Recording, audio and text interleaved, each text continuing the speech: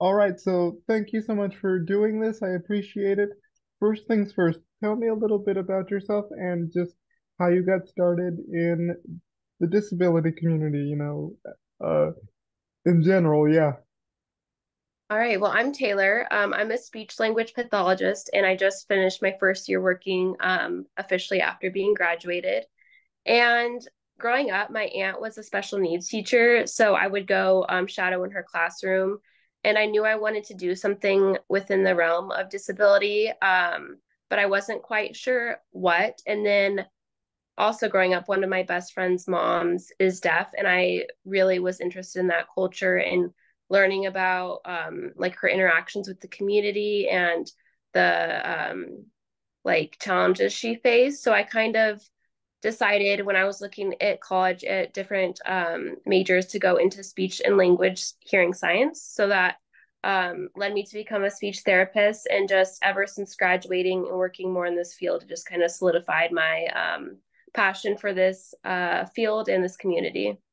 hmm My next question is, what's your day-to-day look like with as your, as an SLP? What sorts of things do you work on? Because people, SLPs work on different things with a variety of populations. So yeah. Yeah. So this year I'm currently working at this company that does home health clinic and schools. So I'm seeing a variety of clients from like 1 years old to adulthood.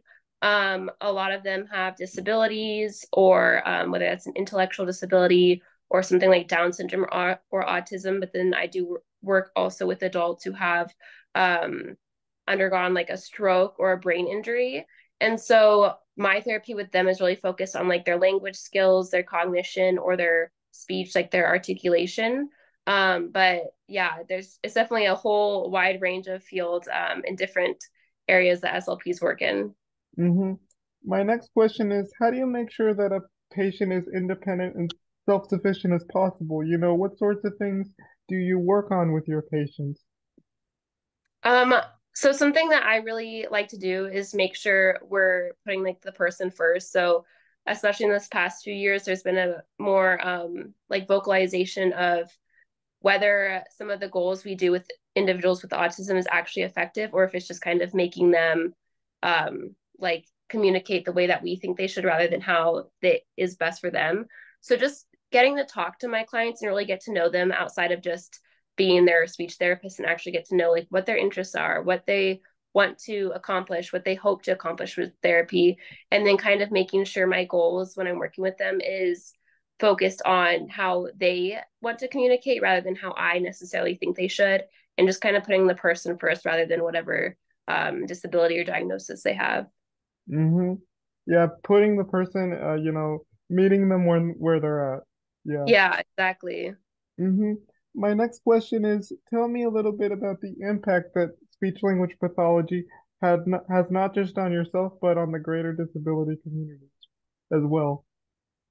I think something that really drew me to speech pathology rather than a different type of therapy is that it's really about allowing people to communicate, and whether that's through speaking or like an AAC device or sign language. I just think that being able to connect with others and communicate is just really what makes like us human. And so being able to help others communicate with others and make those connections is just really important to me.